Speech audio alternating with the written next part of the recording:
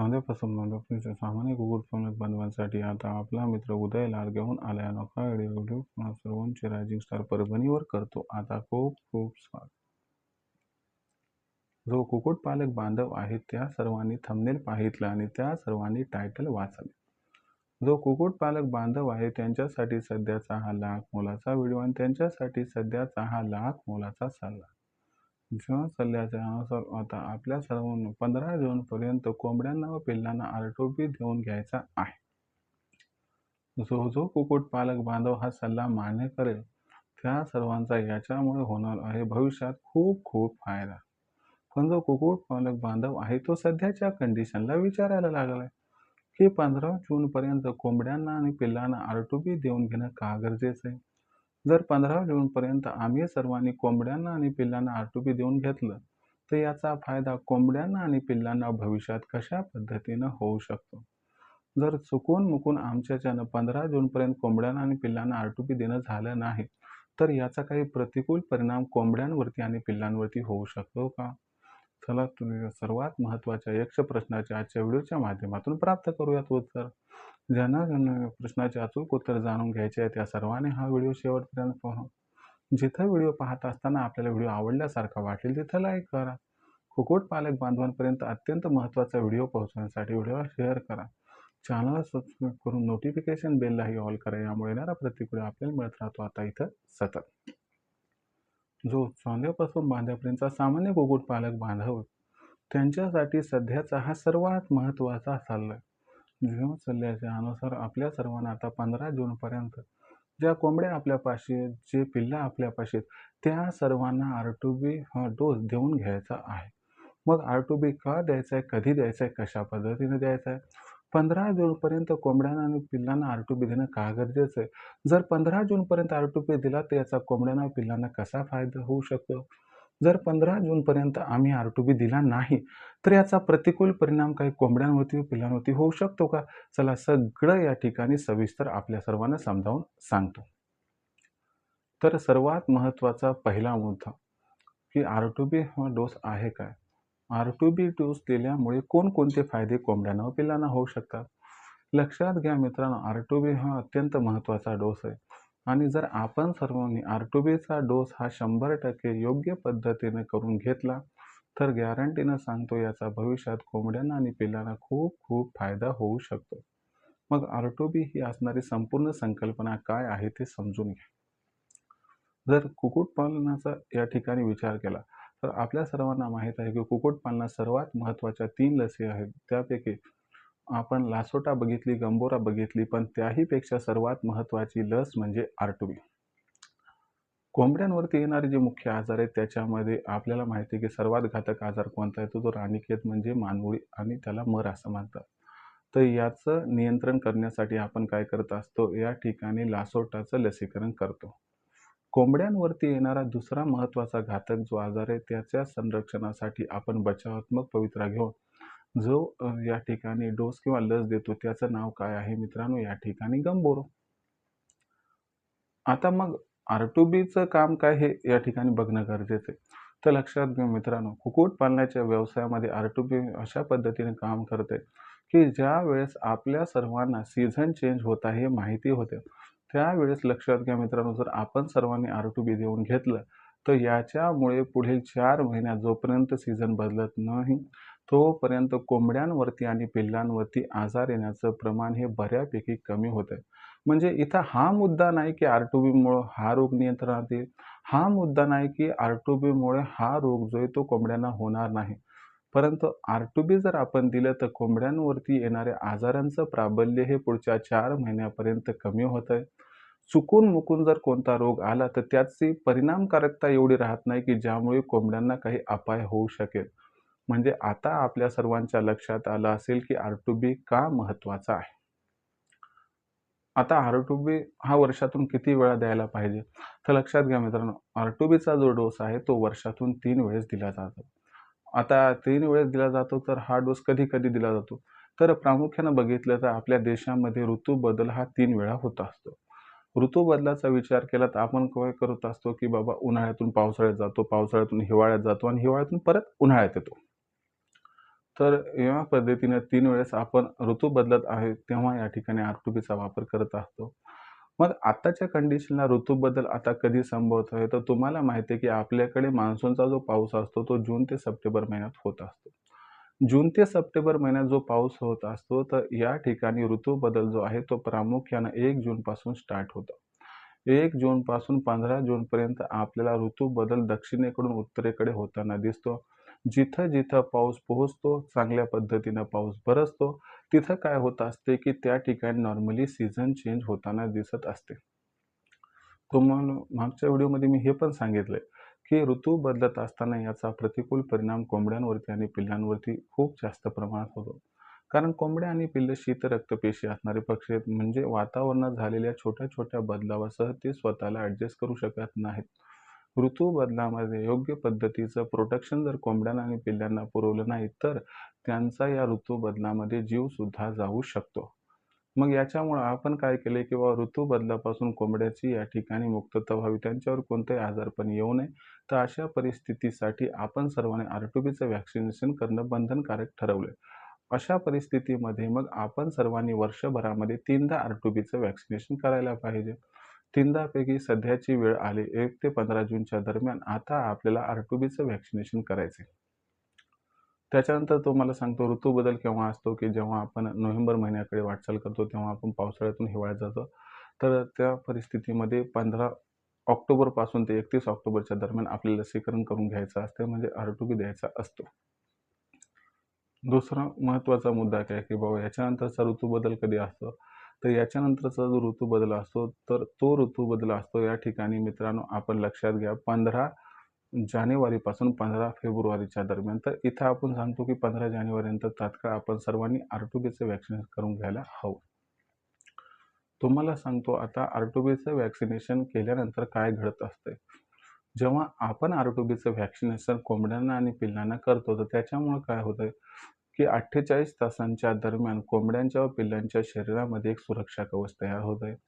तयार होणारे हे जे सुरक्षा कवच आहे, ते बाहेरून येणाऱ्या जीवाणू, विषाणूंपासून आपल्या कोंबडीची सुरक्षा करते. लक्षात घ्या कसं होतंय, की आपण R2Bला कोंबडीसाठीचा बॉडीगार्ड म्हणू.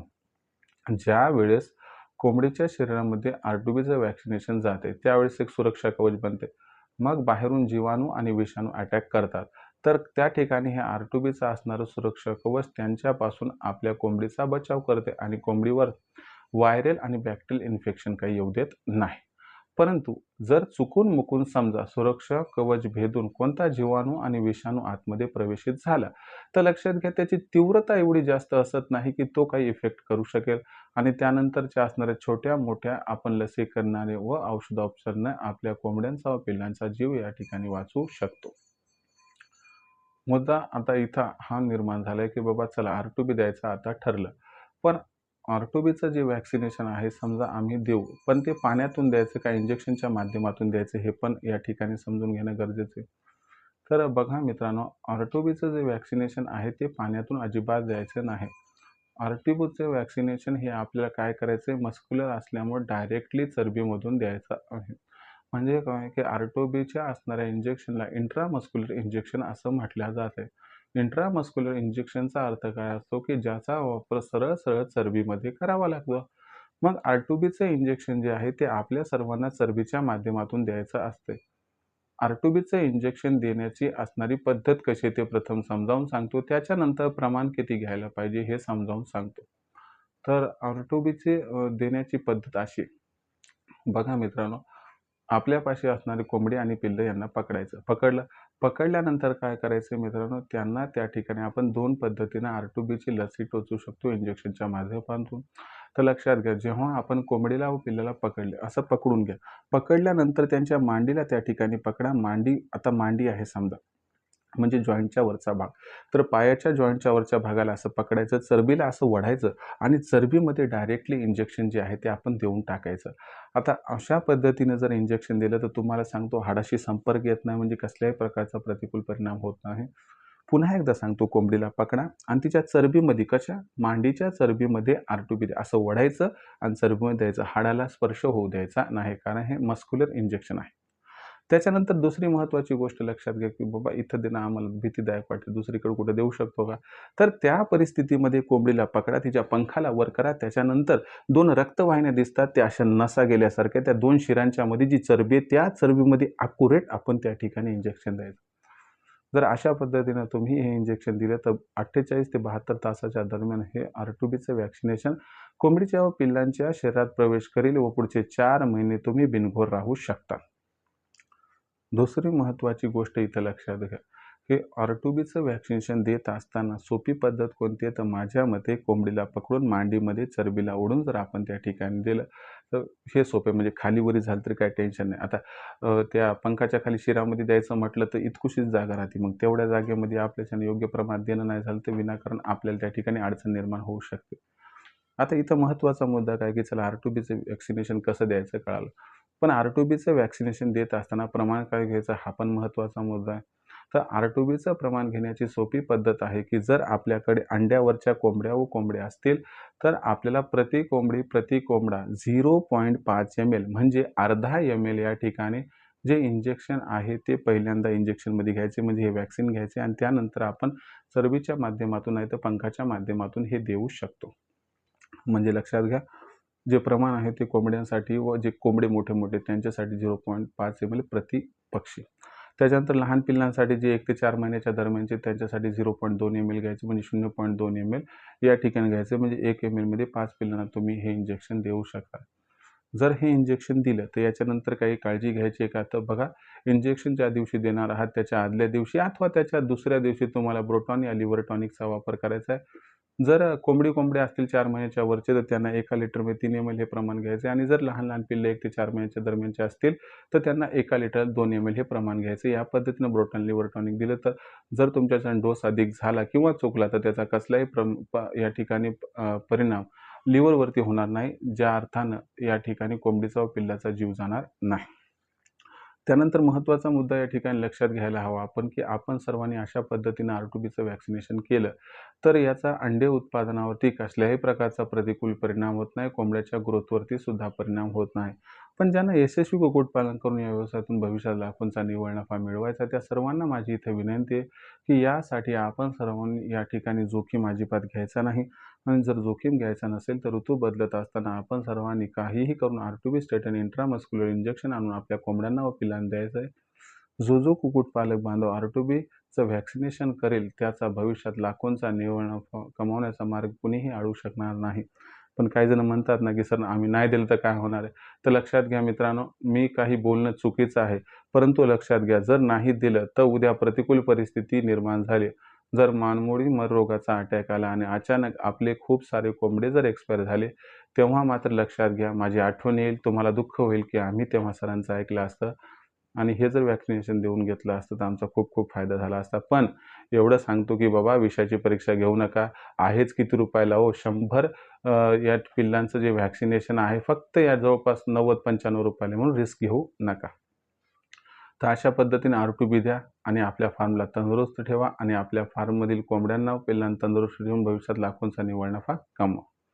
तर मित्रांनो, अशाच पद्धतीची माहिती मी माझ्या नशीब पालटणाऱ्या ऑनलाईन ट्रेनिंग प्रोग्राममध्ये देत असतो आणि ही माहिती घेऊन माझ्यासोबत जोडले गेलेले कुक्कुटपालक बांधव आज लाखोंचा निव्वळ नफा कमवत आहेत. जर आपल्या सर्वांना सुद्धा ही माहिती प्राप्त करून लाखोंचा निव्वळ नफा कमवायचा आहे, तर आपण सुद्धा आजच नशीब पालटणाऱ्या ऑनलाईन ट्रेनिंग प्रोग्राममध्ये सामील होऊ शकतात. याच्यासाठी तुम्हाला काय करायचं आहे 84 21 82 62 62 या असणाऱ्या मोबाईल नंबरवरती कॉल करायचा. हा जो नंबर आहे तो लखन सरांचा आहे. इथं कॉल केला की लखन सर फोन उचलतील. त्यांना सांगा आम्हाला उदय सरांच्या ऑनलाईन ट्रेनिंग प्रोग्राममध्ये सामील व्हायचं आहे.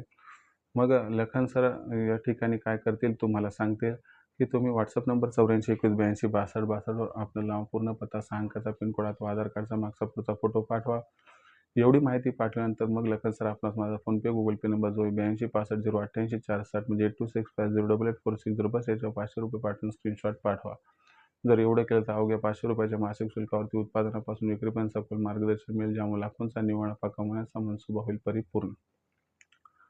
जर आपण सर्वांनी बघितलं तर ही ऑनलाईन ट्रेनिंग ही कधी असते तर ही जी ऑनलाईन ट्रेनिंग असते तर ही दर रविवारी संध्याकाळी 7:30 वाजता असते पहिल्यांदा लेक्चर. मग आठवड्याभरात काय होणार वातावरणामध्ये याची माहिती देणारं वेदर बुलेटिन, त्याचा कोंबड्यावरती व पिल्लावरती कसा परिणाम होणार हेही आपल्याला समजावून सांगितले जातं.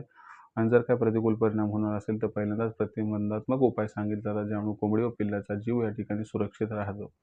सरतेशेवटी सेगमेंट नंबर 3मध्ये प्रश्न उत्तरं असतात, की जी प्रश्न आपल्याला आठवड्याभरात निर्माण झाले त्या सर्वांची उत्तरं दिली जातात. आणि जर इतर दिवशी काही प्रश्न निर्माण झाले तर दुपारी 3 ते 8 दरम्यान तुम्ही लेखन सरांना 84 21 82 62 62 या क्रमांकावरती कॉल करून प्रश्न विचारू शकता.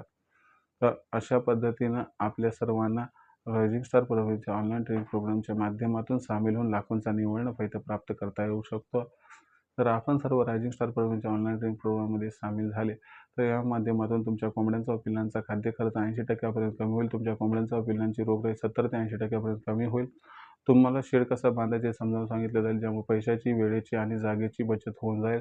सरतेशेवटी आपली कोंबडी, कोंबडा, अंडे, पिल्ले यांची विक्री कुठे करायची याबद्दल सखोल मार्गदर्शन मिळेल, ज्यामुळे विक्रीचं टेन्शन या ठिकाणी दूर होईल. तर मित्रांनो, याचबरोबर कुक्कुटपालनामध्ये मार्केटिंगची चिंता दूर करण्यासाठी प्रत्येक जिल्ह्याचा मार्केटिंगचा WhatsApp ग्रुपसुद्धा आहे. त्याच्यामध्ये सामील होण्यासाठी आपण सर्वजण WhatsApp नंबर 84 21 82 62 62 नाव, पूर्ण पत्ता, 6 अंकाचा पिनकोड अथवा आधार कार्डचा मागचा पुढचा फोटो पाठवून द्या. तुम्हाला तुमच्या जिल्ह्याच्या मार्केटिंगच्या WhatsApp ग्रुपमध्ये मोफत सामील करून घेतल्या जाईल. तर मित्रांनो, हा होता व्हिडिओ ज्यात आपण सर्वांनी बघितलं की R2B 15 जूनपर्यंत देणं का गरजेचं आहे आणि जर आपण सर्वांनी R2B जर 15 जूनपर्यंत दिलं तर याचा कोंबड्यांना व पिल्लांना कशा पद्धतीनं फायदा होऊ शकतो. तरी देखील काही अडचणी असतील तर विचारत चला. या व्हिडिओच्या माध्यमातून प्रामाणिकपणे उत्तर देण्याचा प्रयत्न मी करत राहील. व्हिडिओमधील माहिती जर आपल्याला आवडली असेल तर व्हिडिओ लाईक करा. कुक्कुटपालक बांधवांपर्यंत अत्यंत महत्त्वाचा व्हिडिओ पोहोचवण्यासाठी व्हिडिओ शेअर करा. सबस्क्राईब करून नोटिफिकेशन बेलला ऑल करा. याच्यामुळे येणारा प्रत्येक वेळी आपल्या मिळत राहते तसं. तर कुक्कुटपालक बांधवांनो, अशाच एका नवीन व्हिडिओसह मी आपला मित्र उद्या आपल्या सर्वांना आवडते यूट्यूब चॅनल रायझिंग स्टार मिळत सातत्याने तोपर्यंत सर्व कुक्कुटपालक बांधवांच्या आजच्या वेळेत आपल्या मित्र उद्या करतो. खूप खूप आभार.